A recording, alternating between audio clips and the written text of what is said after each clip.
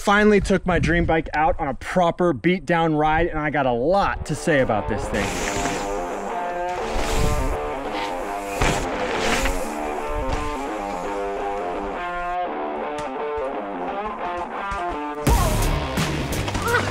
If you guys watched my last video, you guys know I've been having a hell of a time taking this bike out on the trails. My local trails were covered in snow, so I drove about an hour and a half over the snowy mountain pass here to Ashland, Oregon, and rode from top to bottom. Had my wife drop me off at the very top of the trails up there.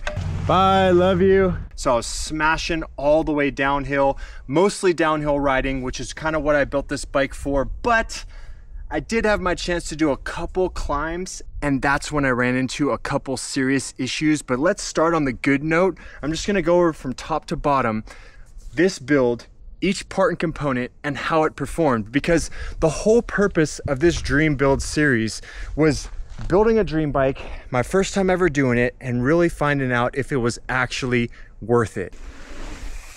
So the first thing, of course, we got to talk about is the Privateer 141 Gen 2 frame set. I ordered this thing in a P3 size large. The geometry on this bike, it's got a 485 reach, which is a little bit shorter than I'm used to. I've been riding size XL bikes with like a 500 to 505 reach for a little while now, but I was pretty dang surprised with just how stable this bike still felt at speed. And it was a lot more fun with the size large and that 485 reach to kind of whip this bike around as I was bombing downhill. This bike has a 64.5 degree head tube angle, so the perfect amount of slack for bombing downhill. I really felt comfortable on this bike. Sometimes when you hop on a bike for the first time, it takes a little while to get used to it, but that was not the case. I felt right at home on this bike, super planted. All right, we've reached the most technical spot of this trail. That's really gonna allow me to feel how this bike, how the reach feels, because it's really steep, technical, and be on those brakes. See how that shorter reach, with this being a size large, with that little bit shorter reach than what I'm used to, feels. And then also just see how this bike does on some super technical terrain. Like, how's that suspension gonna feel? How are those brakes gonna be stopping me? Let me show you what we're getting into right here. So understand the camera does not do this justice. Let me walk up it real quick. So this, as you can see, as I'm walking up this, you know, knee high to hip high, like rock sections, you gotta kind of drop in, pick your way down through. Line choice is critical, and we're gonna be smashing this thing from top to bottom on that new Privateer 141 down there. See how it does.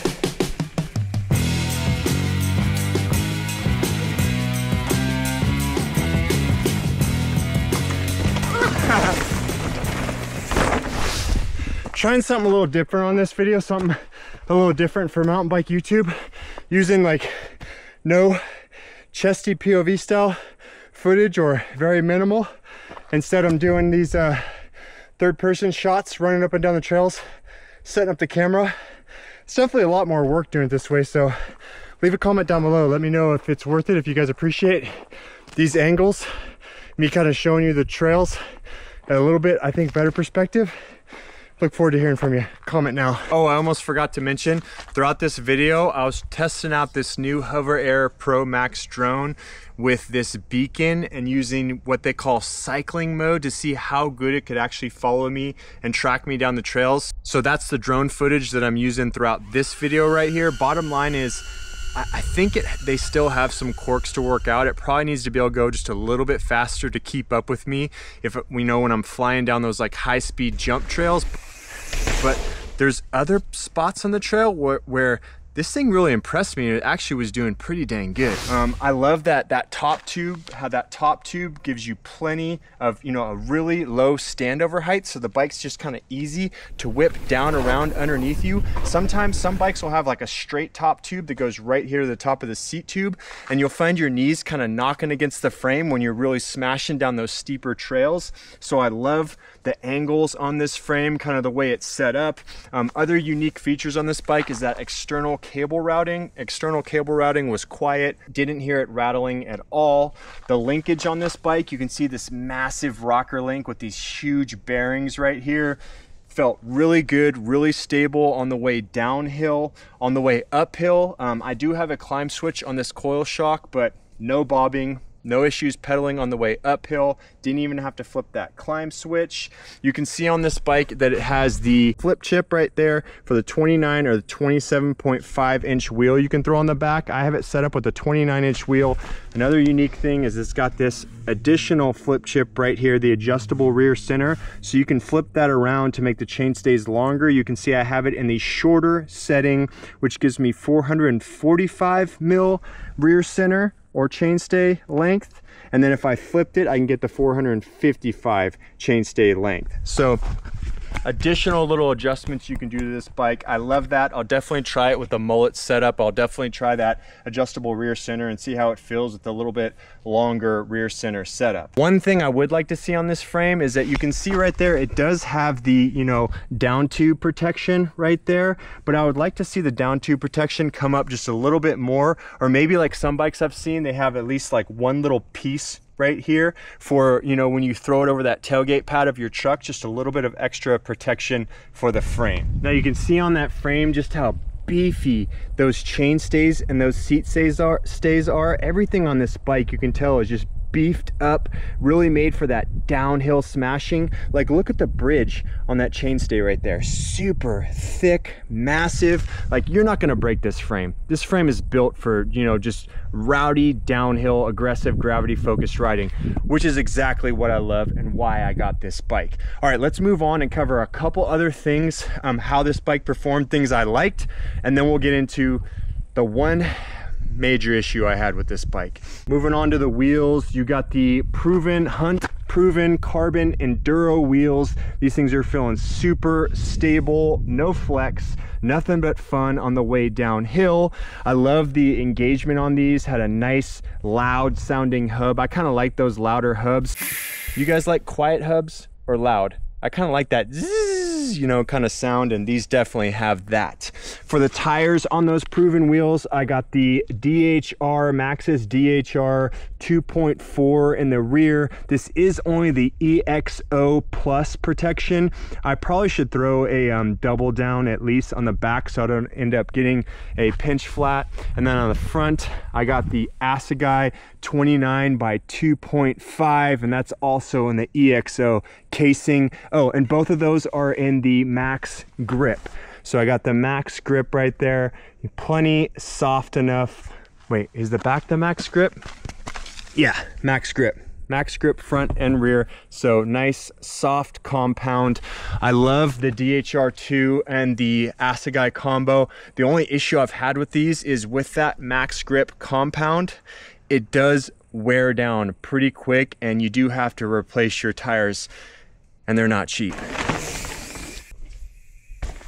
All right, now let's talk about the suspension on this bike. So I got the Fox DHX2 coil rear shock with that, what is that, 500 by 2.4 inch coil. So the coil right there had the perfect amount of sag for me.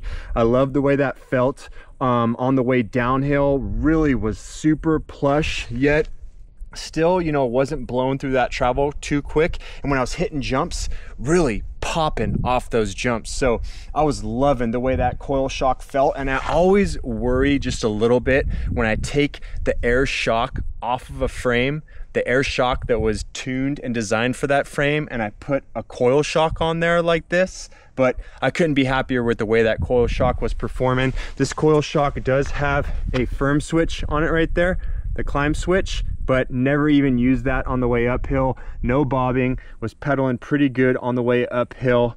The fork, the Fox 36 factory fork with those orange lowers. Of course, you know, the reason why you get the orange lowers and that Kashima coating for an average rider like me is mostly for the looks. Let's be honest, you know, I'm not like a pro rider where I'm really gonna be able to tell the difference in those minor little things like Kashima, but it sure looks good. And I can tell you it felt really good on the way downhill, super plush off the top, yet wasn't blown through my travel. Oh, I have the rebound and the compression right now set up at just factory recommended settings, and I don't feel the need to mess with those, but I'll wait a couple more rides. We'll see if maybe I need to tune the compression a little bit or mess with those rebound knobs. The contact points, I already talked about these a little bit in my last video. I got the SDG Bel Air V3 saddle. Love that saddle, was feeling great, fits my sit bones right, just enough padding. Saddle was performing good, and it looks good with that orange, matching with the other orange bits and pieces. The Trail One pedals, massive amount of grip on these Trail One Sage alloy pedals. I'm now a fan. Hey, by the way, you guys, the stuff I'm going over on this bike, like especially Trail One, Crank Bros, Privateer, some of these companies, I always ask them to give me discount codes. So check the link in the video description. They are affiliate links. They do help the channel and help me, but it costs you nothing more. And then use that discount code, rack that stuff up and save yourself a little bit of money. The grips, the Hell's Gate, Trail One Hell's Gate grips, my very favorite set of grips. I just let you know, nice, thick, plenty of padding, got that extra little padding on the top right there, got the little, you know, ribbed section right here on the inside for the inside of your hands, you know, when you're kind of gripping in on those grips to hit jumps or whip the bike sideways. I love those grips, definitely recommend the Hell's Gate grips. Got the Trail One carbon bars on here, the Crockett carbon bars with the Rockville stem. This is a 40 mil stem that I put on there, and then I got the 35 mil rise on those Crockett carbon bars. And you can see, of course, you got the Wolf Tooth Components headset with that orange, looking oh so good. Okay, we're already up here in the cockpit, so gotta talk about the brakes. These are the new TRP EVO Pro Brakes in the gold. 4-piston calipers. I got the 203 rotor up front with the TRP rotors, and then I got the 180 rotor back there in the rear. These brakes have this new little pad adjustment lever right here that you can rotate in and out. I noticed, you know, I tried rotating it all the way out, and then you got that kind of squish modulation, almost like a SRAM style brake, where the more you pull it, the more the brake kind of bites. So if you like adjusting your brakes and you like that SRAM type feel, it can give you that feel. Or I adjusted it all the way the other way, and then it gives you more of that instant kind of grabby power that you're used to with like more of like a Shimano style brake, or at least that's the way I would compare it. I ended up going somewhere right in the middle of that fully opened and fully closed pad lever, and I like the way it's feeling right now. Another thing I liked about it is that sometimes on my bikes, like I'll feel like, oh, the front brake feels good, but the back brake, I wish it was biting just a little bit more. And this allows me to just kind of fine tune one brake over the other. Also on these brakes, got the cockpit super clean with the dropper post lever hooked right up to it. And then, you know, I rigged on the wireless shifter onto there using, you know, a mount that's not really designed for it. So the one complaint I do have is that this isn't set up like, I wish that could be angled up just a little bit more. I like how far it is out for shifting. Wish it could be angled up a little bit more. So I might have to find a different little, you know, attachment piece right there and see if I can get that tuned just right. All right, now let's talk about this on-bike tool right here. Crank Bros on-bike tool. Man, I love this thing. This thing is so cool, pops out like that, super easy to use, pops right back in. On the other side over here, you got additional little storage. One thing I will say about this tool that I was a little bit frustrated about is that it doesn't fit a CO2 cartridge in this side. And it'd be pretty cool, I mean, if it was just a little bit bigger or somehow, or maybe make like a custom CO2 cartridge that would fit inside this tube right here. All right, now let's see. I covered just about everything, I think, except for the drivetrain and, you know, the shifting. And that is where I really, you know, have some issues with this bike. And there's definitely some things that I need to figure out, because the drivetrain, okay, let's just start with the positives. 165 mil cranks, these are Garbaruk Enduro cranks, felt super stiff. I love the 165 length, felt great pedaling on the way uphill, felt super stable on the way back downhill. Oval chain ring, I like the way that oval chain ring is. I couldn't really tell the difference, but the bike was definitely climbing good. But somewhere in the back here, either like the cassette or, maybe I don't just have the wireless derailleur tuned right, or maybe it's that additional like flywheel I threw on there from Garbaruk that wasn't really designed for this EDS wireless derailleur. But the shifting was just horrible, man.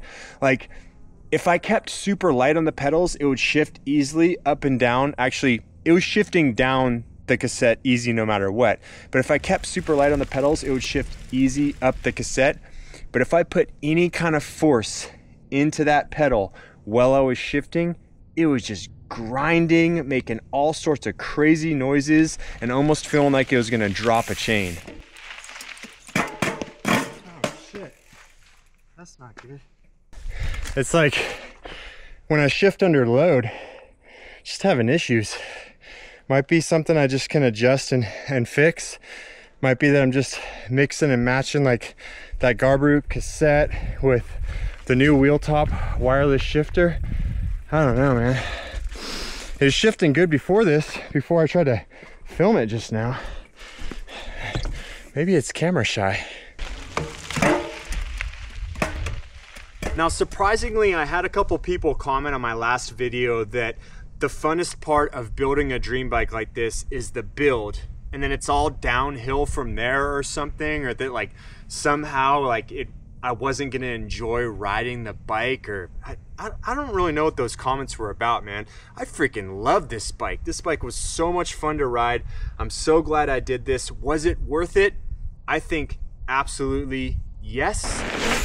Following videos, I think I want to really start to go over all these fancy expensive parts I put on here. Like, were those brakes worth it? The TRP EVO Pro, like the highest level TRP brakes.